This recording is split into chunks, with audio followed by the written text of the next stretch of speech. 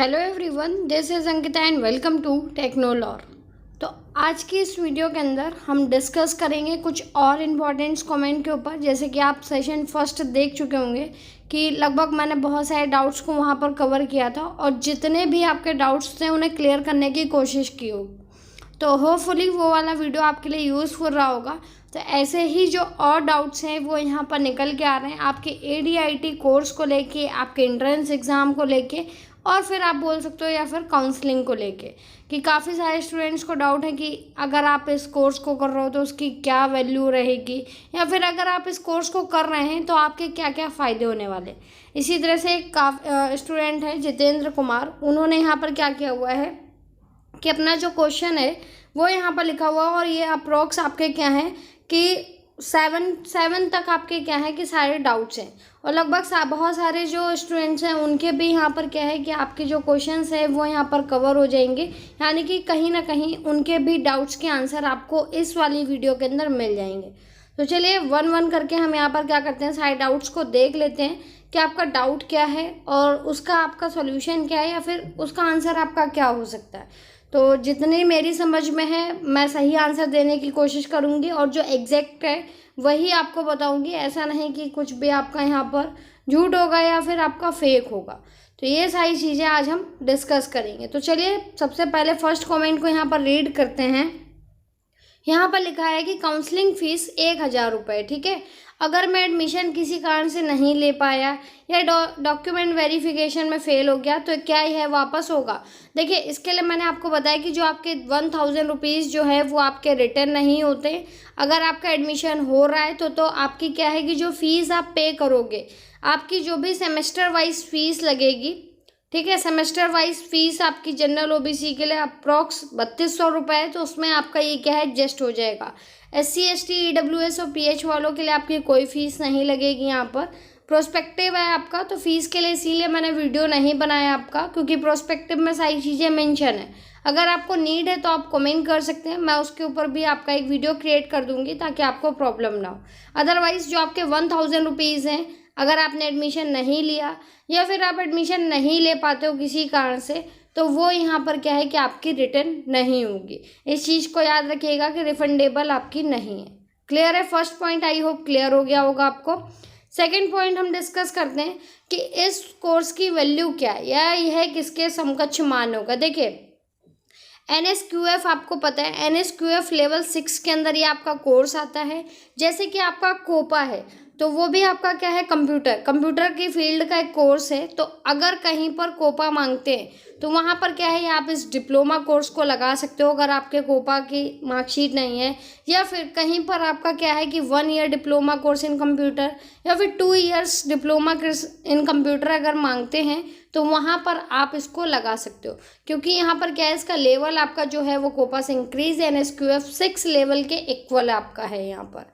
तो याद रखिएगा आप इस कोर्स को वहाँ पर लगा सकते हो अगर कहीं भी आपका डिप्लोमा कोर्स इन कंप्यूटर या सर्टिफिकेट इन कंप्यूटर आपका मांगता है तो क्लियर है। आई होप सेकंड पॉइंट आपको यहाँ पर क्लियर होगा।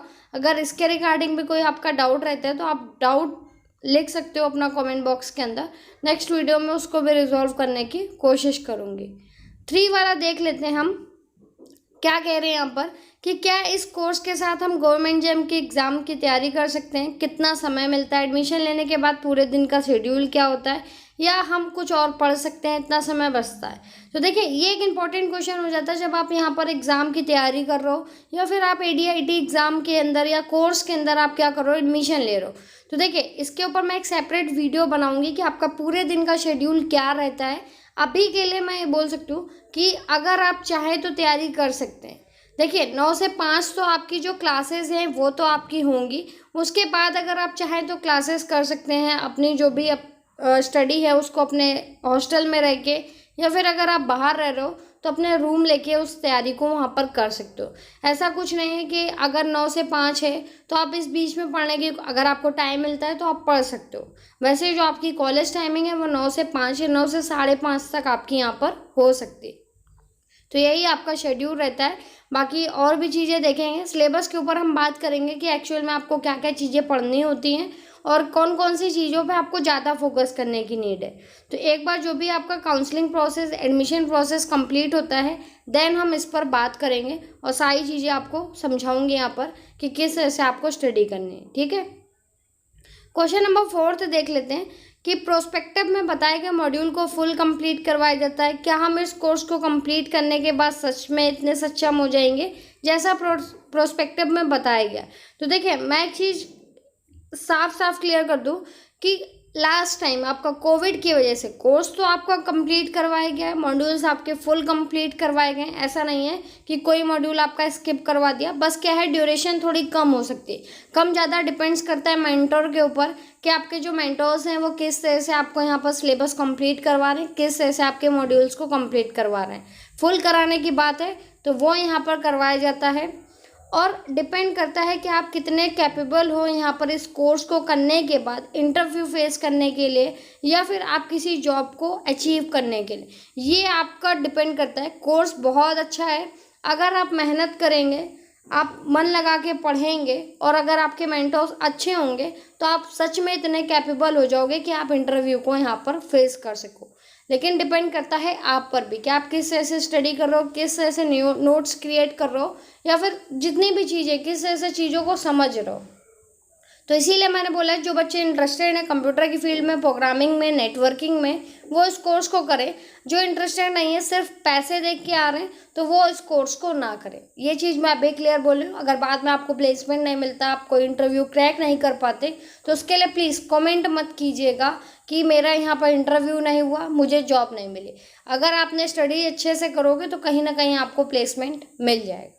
तो यही सच्चाई है और ये चीज़ क्लियर है, मैं साफ बोल रही हूँ कि आप पर डिपेंड करता है कि आप कितने कैपेबल बन रहे हो, कितना आप फोकस कर रहे हो अपनी स्टडी के लिए। बाकी मॉड्यूल्स कंप्लीट होने की बात है तो वो आपके यहाँ पर कंप्लीट करवाए जाते हैं। क्लियर है सारी चीज़ें।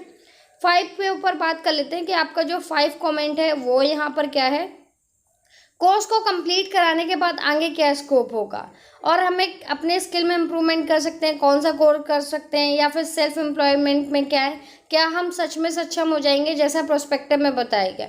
देखिए, स्किल की अगर बात करूं तो हाँ, आप अपनी स्किल को इम्प्रूवमेंट कर सकते हो क्योंकि आपका जो कोर्स का सिलेबस है वो बहुत अच्छा है। यहाँ पर सारी चीज़ें आपकी क्या है, MCA लेवल पे, एडवांस लेवल पे। तो आप अपनी जो भी स्टडी है, अपनी स्किल्स को है, अगर आप इम्प्रूव करना चाहते हैं तो आप उसे इम्प्रूव कर सकते हैं। और आई थिंक इस कोर्स का सिलेबस ऐसा है कि आप अगर इस कोर्स को अच्छे से कर लोगे तो उसके बाद आपको कोई भी कोर्स करने की नीड नहीं है। ठीक है, सेल्फ एम्प्लॉयमेंट में क्या है कि आप यहाँ पर टीचिंग कर सकते हो, सिखा सकते हो, अपना कंप्यूटर इंस्टीट्यूट खोल सकते हो। तो ये आपका क्या है, सेल्फ एम्प्लॉयमेंट के अंदर आ जाएगा। तो आप कैपेबल बन सकते हो खुद के ही थिंकिंग पर, खुद की स्टडी पर। ठीक है, क्वेश्चन नंबर 6 देख लेते हैं कि आपका जो 6 कमेंट है, 6 क्वेश्चन है वो क्या है। दिया हुआ है कि अकॉर्डिंग टू प्रोस्पेक्टिव क्या हमें स्पोकन इंग्लिश पर्सनालिटी डेवलपमेंट सच में सिखाया जाएगा और जो टॉप 70 स्टूडेंट्स हैं 15,000 रुपये किस तरह से प्राप्त होंगे। क्या हर NCERT से 70 स्टूडेंट लेंगे या फिर ऑल इंडिया लेवल पे। तो देखिए, अकॉर्डिंग टू प्रोस्पेक्टिव जो स्पोकन इंग्लिश है वो आपको करवाई जाती है। पर्सनालिटी डेवलपमेंट यानी कि एम्प्लॉयबिलिटी स्किल्स की आपकी क्लास होती हैं और सारी क्लासेस आपकी हो रही होती हैं, ऑनलाइन भी हो सकती हैं आपकी और ऑफलाइन भी। तो ये जो आपकी क्लासेस है बहुत अच्छी चलती हैं। इनफैक्ट ये मानिए कि हमने भी क्लासेस की हैं, तो आपकी यहाँ पर कम से कम 3 से 4 सेशन यहाँ पर चले हैं और आपकी 2 मंथ्स की आपकी क्लास होती है। तो एम्प्लॉयबिलिटी की क्लासेस जो हैं वो आपकी अच्छी हैं और वहाँ के जो भी टीचर्स हैं वो भी यहाँ पर काफ़ी अच्छे हैं। फोकस अगर आप प्रैक्टिस करते हो तो सच में आप स्पोकन इंग्लिश जैसी चीज़ों को सीख सकते हो और खुद को थोड़ा मेंटेन करोगे, मेडिटेशंस करोगे, सही चीज़ें आपको वहाँ पर सिखाई जाती हैं। रही बात टॉप 70 स्टूडेंट्स को 15,000, तो देखिए ये चीज़ अभी क्लियर नहीं हुई है कि आपके जो 15,000 है वो किस तरह से दिए जाएंगे। आपके ट्रेनिंग के दौरान आपको दिए जाएंगे या फिर आपका जब ऑन जॉब ट्रेनिंग कर रहे होगे आप बेंगलोर में, अगर आपको जाने का चांस मिलता है तो वहाँ पर आपको मिलेंगे। ये चीज़ अभी क्लियर नहीं है। जैसे ही क्लियर होती है तो उसके ऊपर मैं आपको इन्फॉर्मेशन दे दूँगी या फिर कोई वीडियो जो है वो आपका यहाँ पर क्रिएट कर दूँगी। चीज़ों को समझिएगा। इस कमेंट्स के अंदर आपके क्या है, लगभग सारे क्वेश्चंस यहाँ पर कवर हो रहे हैं। बाद में इसके रिगार्डिंग आप कोई कमेंट्स मत करिएगा कि आपका ये आंसर नहीं मिला मुझे, क्योंकि लगभग मैं देख पा रही हूँ सारे आपके जो भी आपके कमेंट्स हैं, क्वेश्चन जो हैं उसके अंदर ये सारे के सारे क्वेश्चंस आपके कवर अप हो रहे हैं। क्लियर है सारी चीज़ें।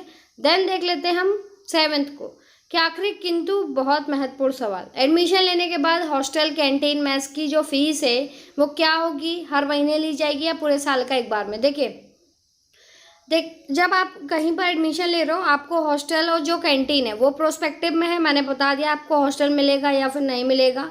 मैथ्स की फ़ीस क्या है वो जब आप एडमिशन ले लोगे आपके एनएसटीआई में आपको जाके पता चलेगी, क्योंकि कहीं पर आपकी क्या 1800 रुपये भी है, कहीं आपकी 2000 रुपये भी है। तो मैथ्स की जो फ़ीस है वो आपकी क्या है हर मंथ ली जाती है, यानी कि पर मंथ जो आपकी मैथ्स की फ़ीस है वो आपको यहाँ पर पे करनी होगी। लाइक अगर आपका 1800 है तो 1800 आपका पर मंथ। बाकी आप अपने एनएसटीआई में जाके पता कर सकते हैं इन सारी चीज़ों को कि किस हिसाब से आपकी फ़ीस लग रही। अदरवाइज़ मेरे चैनल पे आपको क्या मिलेगी, ऑल एनएसटीआई इन्फॉर्मेशन करके एक वीडियो है, आपकी प्लेलिस्ट है। तो जितने भी एनएसटीआईज़ हैं, एनएसटीआई नोएडा, कलकत्ता, जितने भी हैं वो सारे के सारे मैंने ऑलरेडी फुल इन्फॉर्मेशन आपको दी है, आप वहाँ से जाके उसे चेक कर सकते हो। क्लियर है। और हॉस्टल की फ़ीस मैं बता दूं, हॉस्टल की फ़ीस आपकी बहुत कम होती, 100 रुपये पर मंथ। ये आपकी क्या है कि पूरे साल की भी ली जा सकती है या फिर आपकी 6 महीने की भी ली जा सकती है। अगर 6 मंथ की होगी तो 600 रुपये आपके क्या हो जाएंगे 6 मंथ के। ठीक है, तो ये सारे क्वेश्चंस थे और होपफुली बहुत सारे स्टूडेंट्स के यहाँ पर क्वेश्चंस कवर हो गए होंगे। एक जो आपका डाउट है उसे मैं क्लियर कर दूं। कुछ स्टूडेंट्स के डाउट थे कि क्या हम अप्रेंटिस कर रहे हैं और इस कोर्स को कर सकते हैं। तो देखिए अप्रेंटिस अगर आपकी 2 मंथ की बची है, ध्यान दीजिएगा 2 मंथ की अगर बची है तो आप इस कोर्स में एडमिशन ले लीजिए। अगर आपके पास 4 से 5 महीने या 6 महीने की है तो आप थोड़ा सा अवॉइड करिए, क्योंकि आप अप्रेंटिसशिप और इस कोर्स को एक साथ नहीं कर सकते हो। बाकी अगर आप लेना चाहते हो तो एक बार आपको अपने एनएसटीआई में बात करनी पड़ेगी कि आपको इतने दिन की छुट्टी मिल सकती है या फिर नहीं।